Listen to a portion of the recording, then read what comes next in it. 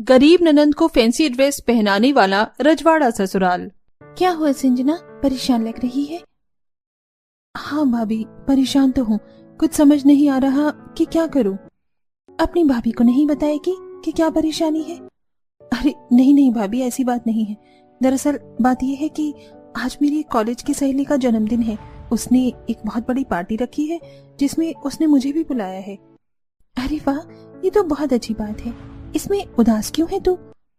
भाभी क्या बात कर रही हैं आप? मेरे पास एक भी कपड़ा नहीं है। यही घर के फटे पुराने कपड़े हैं जो मैं किसी तरह मजबूरी में कॉलेज पहनकर चली जाती हूँ। पार्टी में जाने के लिए कोई फैशनेबल ड्रेस होनी चाहिए भाभी। तो तू नहीं जाएगी पार्टी में? तेरी दोस्त को अच्छा नहीं लगेगा? वही तो दिक्कत है भाभी कि मेरी दोस्त को बुरा लग जाएगा अगर मैं नहीं गई तो। अच्छा 1 मिनट, मैं अभी आई। राधिका अंदर जाती है और 5 मिनट बाद बाहर आती है। ये देखो तुम्हारे लिए फैशनेबल ड्रेस। ये क्या है भाभी, और किसका है? ये मेरा संजना। जब मेरा कॉलेज फेयरवेल हुआ था तब मैंने ये सुंदर सी फैशनेबल गाउन खरीदी थी। तुम यकीन नहीं मानोगी, इसे पहनकर जब मैंने रैंप वॉक किया था तो मुझे फर्स्ट प्राइज मिला था। वो तो ठीक है भाभी, लेकिन ये तो पुराने जमाने का लग रहा है। देखे ना, देखने में भी पुराना लग रहा है। ओफो संजना, वो इसलिए लग रहा है क्योंकि इसे धुला नहीं गया है। भाभी ऐसे कपड़े धुले नहीं जाते, ड्राई क्लीन कराए जाते हैं। लेकिन मैं धो लूंगी। ड्राई क्लीन के इतने पैसे कहाँ से आएंगे? अब तेरे फैशनेबल ड्रेस का इंतजाम हो गया है ना, अब तो तू परेशान नहीं है। जब तक मेरी क्यूट सी भाभी मेरे साथ है मैं परेशान हो ही नहीं सकती। अरे बस बस, जब जरा एक इजी का पैकेट लिया दुकान से, 5 रुपए का मिलेगा। अच्छा ठीक है। संजना बाहर इजी का पैकेट खरीदने के लिए निकलती है, तभी पंडित जी दिख जाते हैं। प्रणाम पंडित जी। प्रणाम बेटा, सदा सुखी रहो। सुख तो हमारे जीवन में लिखा ही नहीं है जैसे पंडित जी, बस आप अपना आशीर्वाद बनाए रखिए। तो क्या पता आपका आशीर्वाद हमारे सुख का कारण ही बन जाए। अच्छा पंडित जी, भाभी ने सामान मंगवाया है, मैं लेने जा रही हूँ। हाँ हाँ बेटा, जा, जरूर जा। ये लड़की कितनी संस्कारी और गुणवान है। इसके भाग्य में तो सिर्फ और सिर्फ सुख ही होना चाहिए था, लेकिन बेचारी न जाने कौन से कर्मों के फल काट रही है। ढंग से पहनने के लिए कपड़ा और खाने के लिए खाना भी नहीं है। इतना सोचकर पंडित जी आगे निकल जाते हैं और पहुंचते हैं रजवाड़ी खानदान में। रानी सा, आपने मुझे बुलाया? हाँ पंडित जी, आपको तो पता है ना, हमें अपने छोटे बेटे के लिए एक बढ़िया सा रिश्ता ढूंढना है। रिश्तेदारों के बताए हुए रिश्ते हमने देखे तो, लेकिन वो हमें ज्यादा पसंद नहीं आए। अब हम चाहते हैं कि आप हमें कोई लड़की बताएं जो हमारे इस रजवाड़े खानदान की छोटी बहू बनने के लायक हो। क्या मुझे उसका नाम लेना चाहिए? हाँ, ले लेता हूँ। रानी सा को पसंद आया तो ठीक, वरना कोई बात नहीं।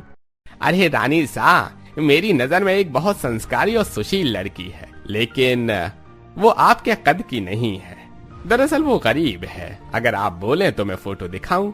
हमें गरीबी से कोई दिक्कत नहीं है पंडित जी, आप बेझिझक फोटो दिखाइए लड़की की। पंडित जी रानी सा को फोटो दिखाते हैं। लड़की तो बहुत सुंदर है, देखने में संस्कारी भी लग रही है। पंडित जी, इससे हमें मिलना है। हाँ हाँ जरूर। पंडित जी रानी सा को संजना के घर ले जाते हैं, जहाँ रिंकू देवी नियति से संजना का हाथ अपने छोटे बेटे के लिए मांगती है। मैं तो धन्य हो गई जो इतने बड़े रजवाड़े खानदान की रानी हमारी बेटी को अपनी बहू बनाना चाहती है। हम तैयार हैं रानी सा, हम अपनी बेटी का रिश्ता आपके छोटे बेटे से ही करवाएंगे। अरे वाह, ये तो बहुत अच्छी बात है। देखिए नियति जी, कुछ बातें हैं जो मैं आपको पहले से ही बता रही हूँ। दरअसल हमारे रजवाड़ियों में ऐसी रीत है कि होने वाली दुल्हन का जोड़ा उसके ससुराल से आता है। हम भले ही रजवाड़ी हैं, अपनी मान मर्यादा को पहले रखते हैं, लेकिन अपने स्टाइल में कोई कमी भी नहीं रखते हैं। हम आपकी बेटी के लिए एक से एक बेहतरीन फैशनेबल ड्रेसेस भिजवाएंगे। वही जोड़ा उसे अपनी शादी में और अपने रीति रिवाजों में पहनना है। हाँ हाँ बिल्कुल रानी सा, आप जैसा कहेंगी वैसा ही होगा। बातचीत करके रानी सा अपने महल वापस आ जाती है। रानी सा एक आदमी को बुलाती है। रानी सा, आपने बुलाया? हाँ मनीष, हमने ही तुम्हें बुलाया था। वो क्या है कि हमें अपनी छोटी बहू के लिए एक सुंदर सी फैशनेबल ड्रेस बनवानी है जिसे वो शादी में पहन सके। हाँ, हो जाएगा रानी सा, कोई टेंशन नहीं है। हम डिजाइनर लहंगा बनाएंगे, रंग उसका लाल रखेंगे, लहंगा नेट का होगा और उस पर थ्रेड से हम कारीगरी करेंगे और उसी में लाल रंग की चुन्नी पहनाएंगे और साथ में पिन करने के लिए हम हरे रंग का दुपट्टा भी लगा देंगे। हाँ, इसमें तो मेरी बहू खूब जचेगी। आप इसे बनाना शुरू कीजिए। रिंकू देवी शादी की ड्रेस बनवाने को दे देती है और रिंकू देवी के छोटे बेटे आनंद राय की शादी संजना से हो जाती है और आज उसका गृह प्रवेश था। अरे बाप रे, इतना बड़ा गेट! ये तो ऐसा लग रहा है कि राजा महाराजाओं के जमाने का गेट है। इतना विशाल, इतनी बेहतरीन नक्काशी। संजना, क्या हुआ? कुछ नहीं माँ, मैं तो सोच रही थी कि इस घर का गेट इतना सुंदर है, न जाने घर कितना सुंदर होगा। अरे पहले गृह प्रवेश कर ले, फिर मैं तुझे हाथ पकड़कर पूरा घर दिखाऊंगी। ये माँ जी इस करीब से इतने प्यार से क्यों बात कर रही हैं? लगता है माँ को संजना कुछ ज्यादा ही पसंद आ गई है। आ बेटा, कलश गिरा के कुमकुम में पैर रखो और फिर घर में प्रवेश करो। संजना रिंकू देवी के कहे अनुसार ही करती है। माँ जी, घर में फव्वारा? तो इसमें इतना चौंकने वाली क्या बात है? कभी फव्वारा देखा नहीं है क्या? नहीं देखा होगा, तभी तो गरीबों की तरह चौंक रही हो। हाँ दीदी, मैंने घर में फव्वारा नहीं देखा। मोहिना, तुम जाओ और घर के बाकी काम को देख लो। छोटी बहू के साथ मैं हूँ अभी। मोहिना वहां से चली जाती है। हाँ तो बहू, ये जो फव्वारा तू देख रही है, ये घर के बाहर का हिस्सा है, जिसे तेरे दादाजी के पिता ने लगवाया था। तब से ये ऐसा ही है। इस घर की एक एक नक्काशी तेरे दादाजी के पिताजी ने करवाई है।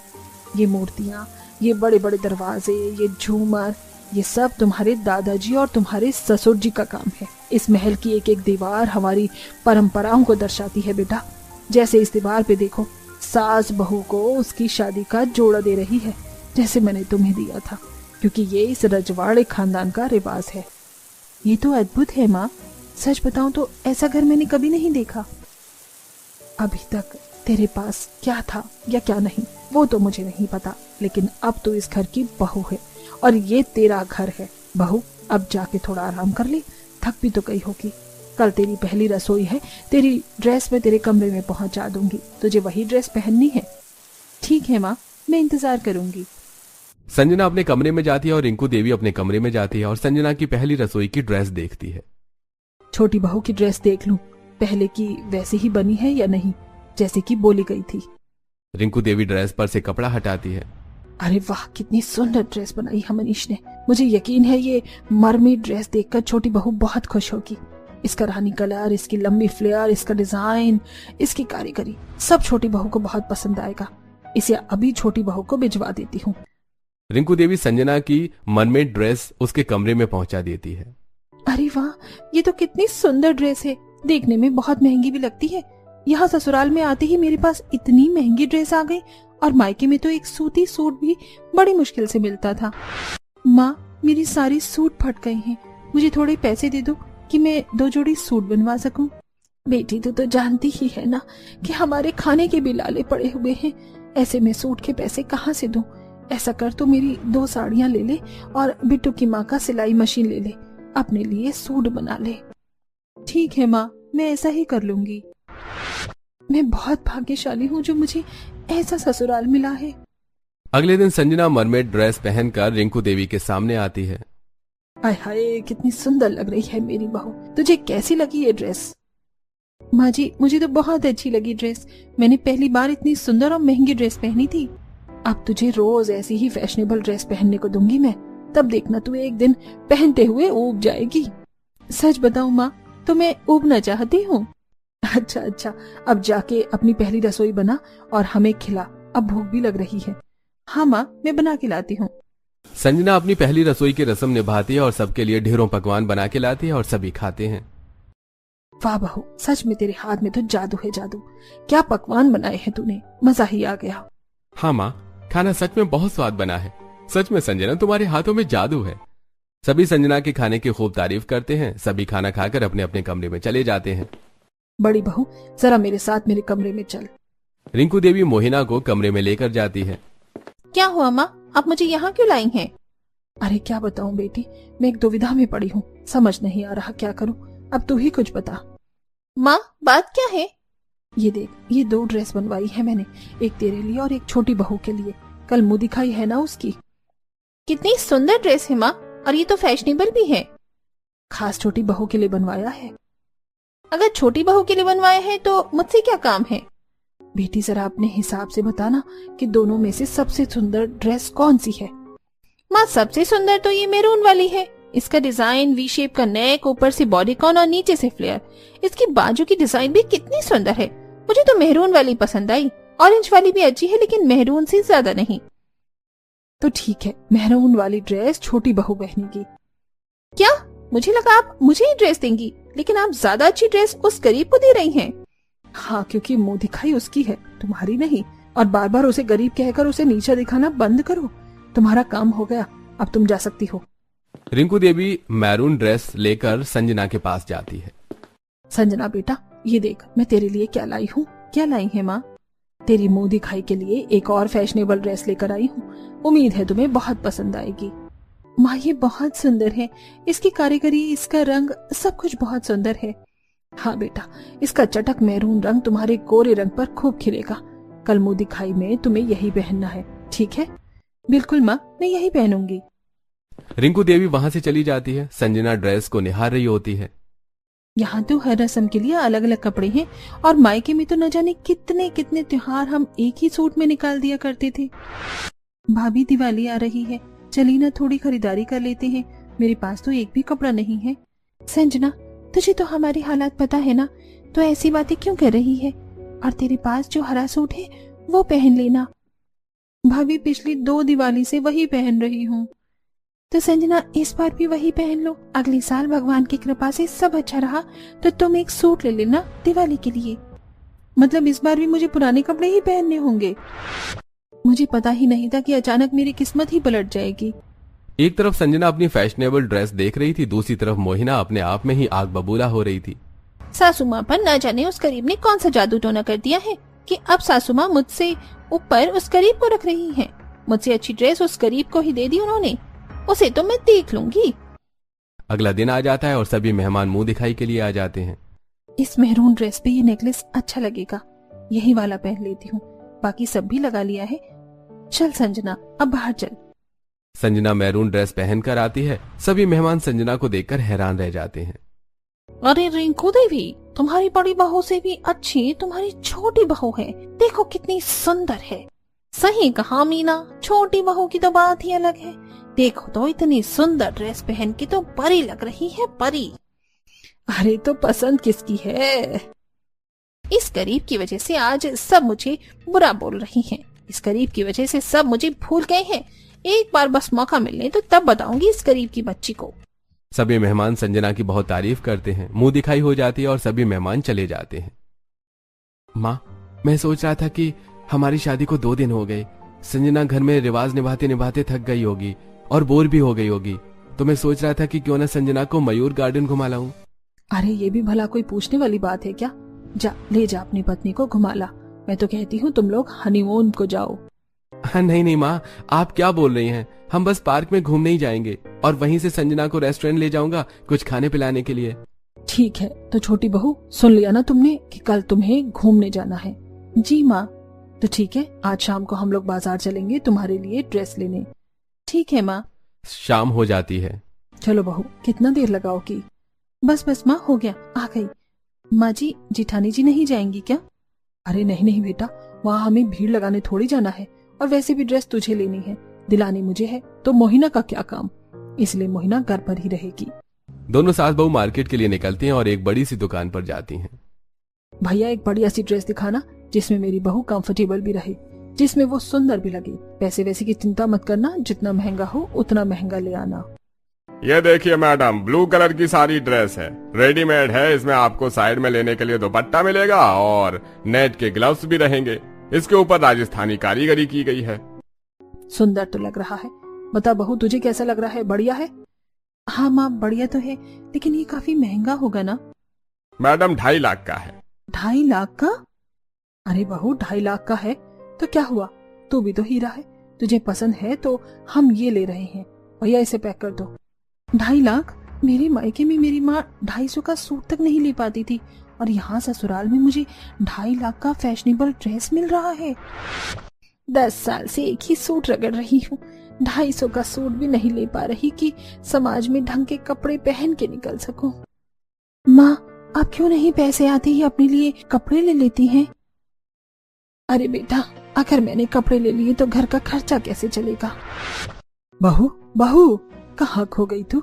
कहीं नहीं माँ। चल, ड्रेस ले ली है हमने, अब घर चलते हैं।